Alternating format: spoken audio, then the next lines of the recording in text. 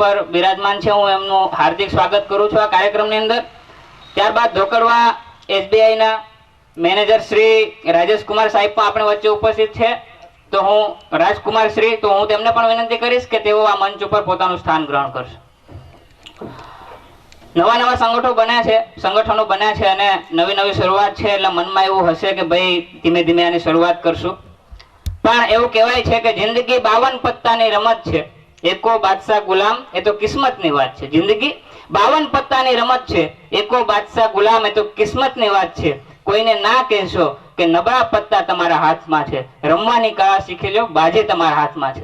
ધીમે ધીમે આપણે આ કાર્યક્રમને આગળ વધારીએ. ત્યારબાદ હું ઝાલાભાઈ PU2ના PU મેનેજર શ્રીને વિનંતી કરીશ કે તેઓ અત્રે ઉપસ્થિત થાય અને તેઓ પણ BCI વિશે માહિતી પ્રદાન કરશે. શ્રી DN ઝાલાભાઈ.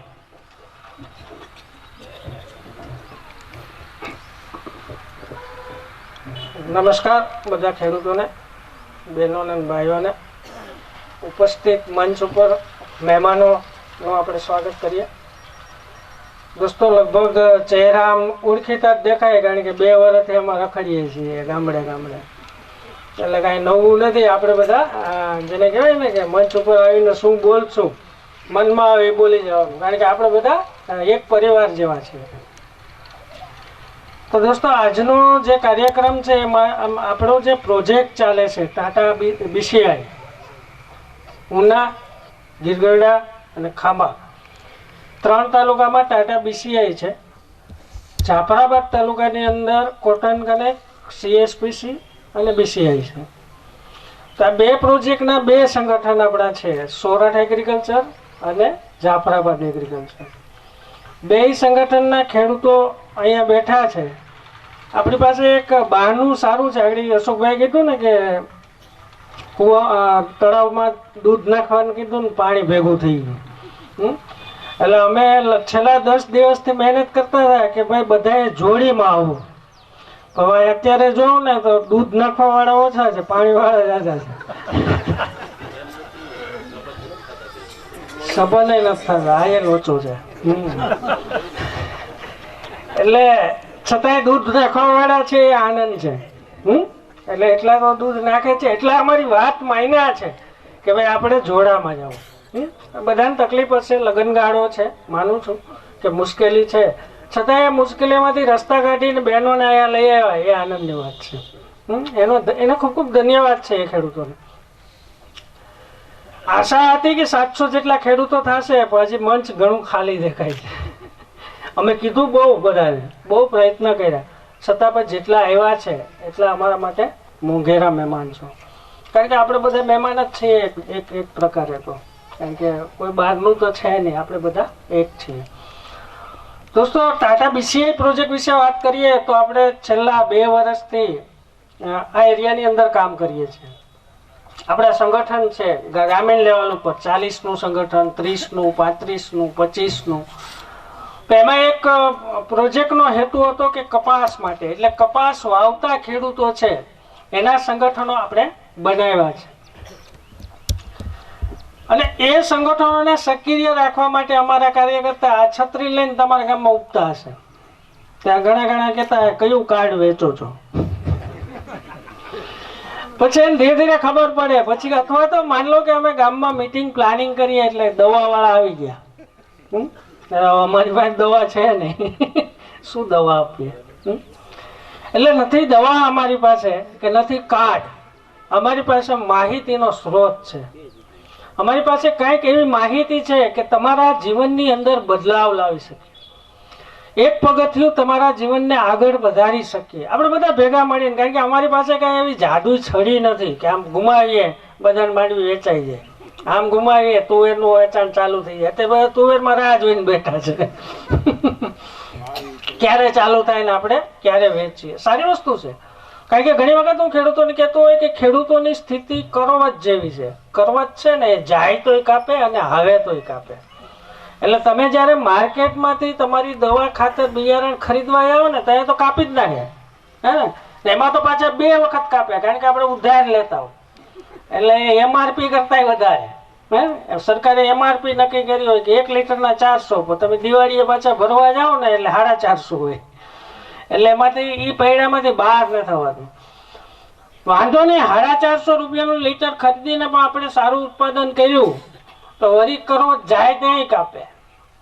જેવા તમારો ઘરમાં માલ આવે એટલે માર્કેટ નીચે.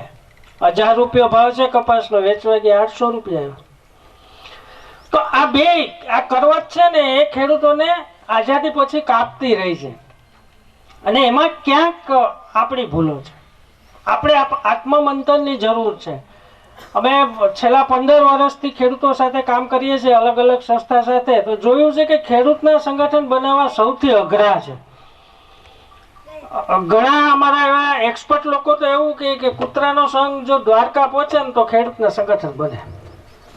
હવે પહોંચે કૂતરાનો સંઘ દ્વારકા ન પહોંચે, પણ આપણે પહોંચાડવો છે કોઈ બી કાળે. કારણ કે જ્યાં સુધી ખેડૂતોને પોતાનું સંગઠન, પોતાનું રિયલાઇઝ એમ નહીં થાય કે આ મારું છે, ત્યાં સુધી એ ચાલશે નહીં. આ તો ઓલા વેપારીઓ આવે છે ને ખરીદે છે, નહીં ચાલે. અમે વેપારી નથી, અમે એક સામાજિક કાર્યકર્તા છીએ. અમે એક પ્રોજેક્ટ ચલાવી શકીએ છીએ, એક માહિતી આપી શકીએ છીએ, તમને ખૂટતી કડીઓને જોડવાનો પ્રયત્ન કરી શકીએ.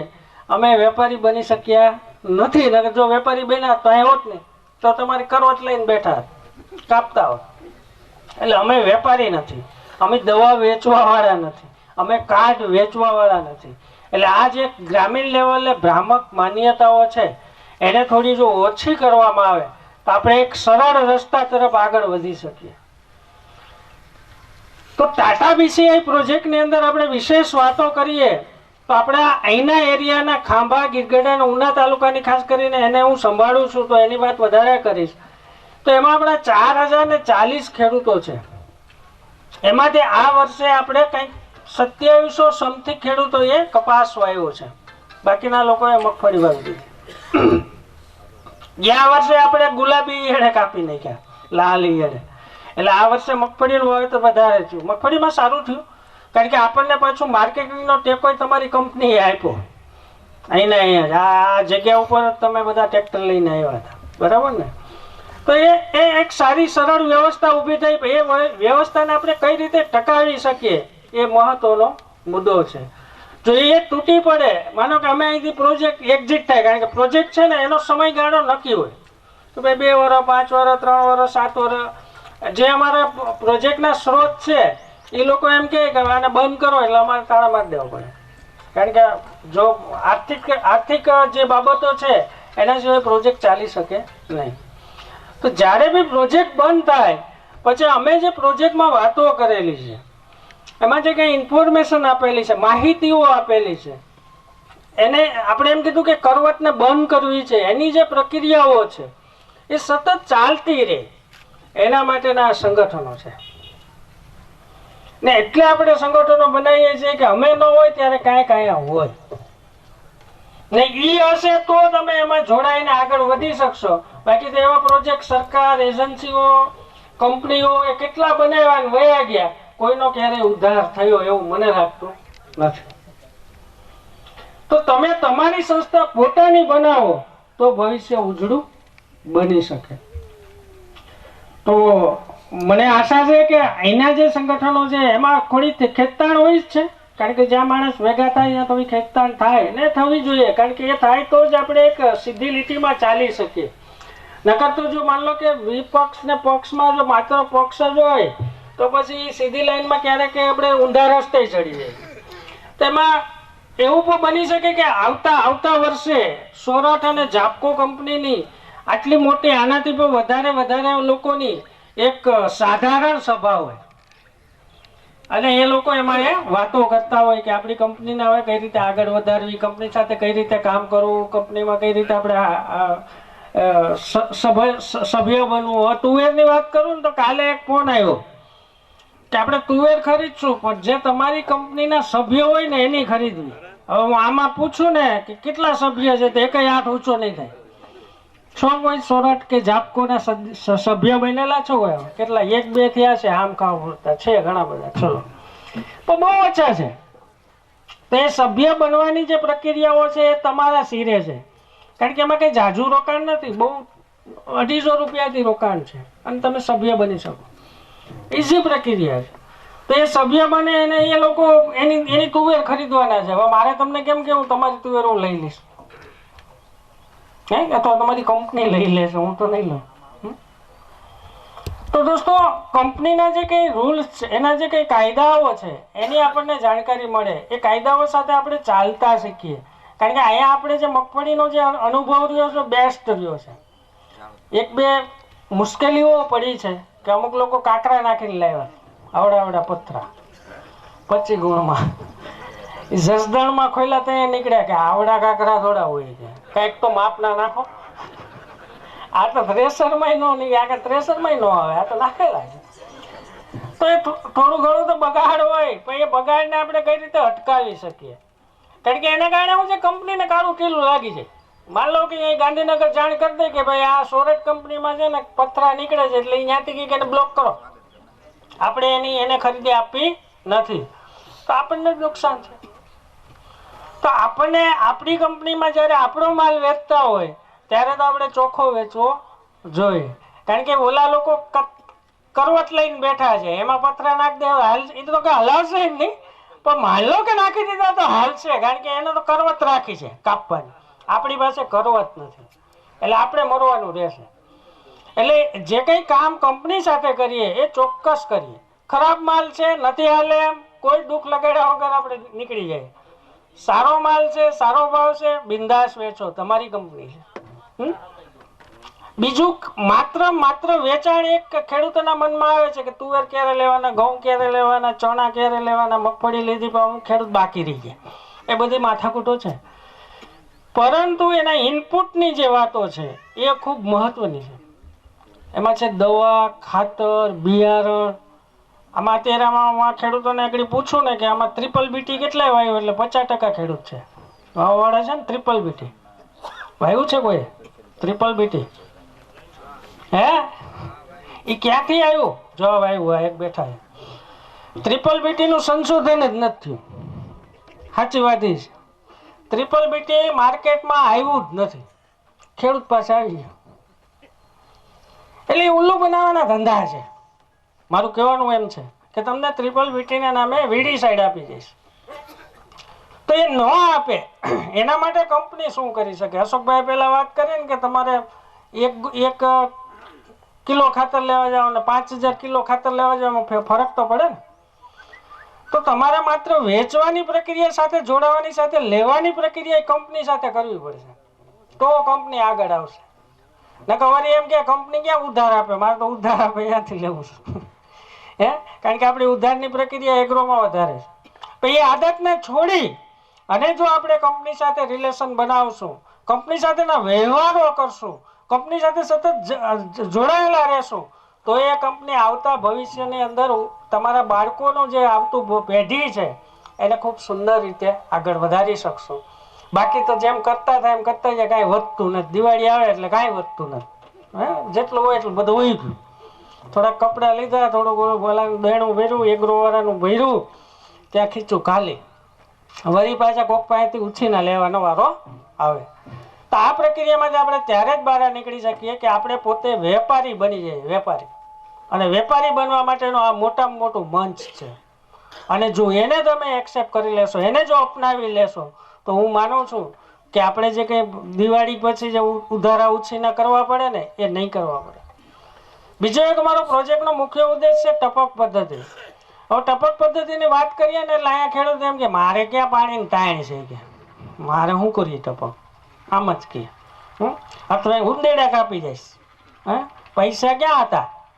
આપણે એમ કે રાજકુમાર સાહેબ લોન આપશે, એ ભરવી તો ખરી નહીં કે. તો દોસ્તો, ટપક પદ્ધતિ એ આજના જમાનાની માંગ છે. આજે તમારા કુવામાં પાણી છે, તમારો બાળક ખેતી કરતો હશે ત્યારે હશે કે નહીં હોય એ તમે વિચાર્યું? આવતી પેઢી માટે તમારા તળમાં પાણી રાખવું છે કે નથી રાખવું? કે તમારે ખેતી કરી લેવી, આવતો ભલે મરે કે હીરા ઘસે, હીરામાંય મંદી છે, જાવું ક્યાં? તો આપણે પાણી છે કુદરતે આપેલી અમૂલ્ય ભેટ છે, એને વરસાદ દ્વારા જ મળી શકે. કોઈ ફેક્ટરીમાં બનતી પ્રક્રિયા નથી કે અહીંયા કોઈ મોટી સરકાર એક ફેક્ટરી નાખી દે ને પાણી નીકળતું હોય, એમાં ન નીકળે. એ કુદરતે આપેલી વસ્તુ છે. એને સાચવવાની જવાબદારી અહીંયા બેઠેલા તમામ વ્યક્તિની છે. અને એ તો જ હંચવાશે કે એને પિયત પદ્ધતિમાં ફેરફાર કરશો. મારા કૂવામાં પાણી પુષ્કળ છે તોય હું ટપક પદ્ધતિ અપનાવી આ ખેડૂતના મગજમાં બેસશે ત્યારે પાણી બચશે. ખાલી પાણી બચાવવું નથી હો. ટપક પદ્ધતિ એટલે ઘણા બધા ફાયદા છે. તમારે સીધો મજૂરીમાં ફાયદો છે, દવામાં ફાયદો છે, ખાતરમાં ફાયદો છે, જમીન સુધારણામાં ફાયદો છે. એવા તો ઘણા બધા ફાયદા. તો એ પણ આ તમારી કંપનીને સાથે તમારે જોડાય અને દરેક ખેડૂત ટપક પદ્ધતિ અપનાવે. અંતરે રાજકુમાર સાહેબ બેઠા છે નહીં આપણે કહીએ કે આમાંથી જે ખેડૂત તમને એમ કહે કે મારે લોન જોઈએ છે ટપકની 1% આપે છે. હાવ સસ્તી લોન 1% કોણ આપે છે? અને એ જે પ્રક્રિયાથી આપે છે તમને બહુ હેરાન નથી કરતા. અત્યારે કેસ લેવામાં હેરાન થાય છે ને એ આ લોનમાં હેરાન નથી. સરળ રસ્તાઓ છે. તો એ રસ્તાઓ તરફ આપણે આગળ વધીએ અને દરેક ખેડૂત આપણા અહીંના જેટલા બી તાલુકા આપણે કવર કર્યા છે, જાફરાબાદ હોય, ખાંભા હોય, ગીરગઢડા હોય કે ઉના હોય, એ દરેક તાલુકાના ખેડૂતો ટપક પદ્ધતિ અપનાવે. અમુક લોકોને તો ફરજિયાત અપનાવવાનું થાય ને તો અપનાવતા નથી. એ સરકાર એમ કે ટપક અપનાવો ને તો લાઇટ કનેક્શન આપીએ એટલે ફરજિયાત લેવી પડે. જેવી લીધી એને પાથરી દીધી, ફોટા બોટા પડી ગયા, લાઇટ કનેક્શન આવી ગયું એટલે ભૂંડલા વાળીને ઉપર મૂકી દે. આપણે એમ કે ત્યાં કેમ આ નથી ફાવતી ગયા. આ પદ્ધતિ એક છે, પિયત પદ્ધતિ છે. શરૂઆતમાં તમને એમ થશે કે આ ખરાબ પદ્ધતિ છે, પણ એક વખત એને આમાં જે ખેડૂતોએ અપનાવી હશે એ ક્યારેય છોડશે નહીં. બહુ સરસ પદ્ધતિ છે. તો દરેક ખેડૂતો ટપક પદ્ધતિ અપનાવતા થાય એ કંપનીનો આગ્રહ છે. સોરઠ અને જાફરાબાદ બંને કંપનીનો કે દરેક ખેડૂતો ટપકને અપનાવે. અને બાજુવાળો પાડોશી ન અપનાવતો હોય એને પ્રેશર કરે ભાઈ ટપક વસે આ પાણી છે કે થોડા બાપનું છે કોઈ હે બધાનું છે. કોઈ એક ખેડૂતે પાણીનું નુકસાન કરશે બધાને નુકસાની જશે. તો દરેક ખેડૂતો આ ટપક અપનાવતા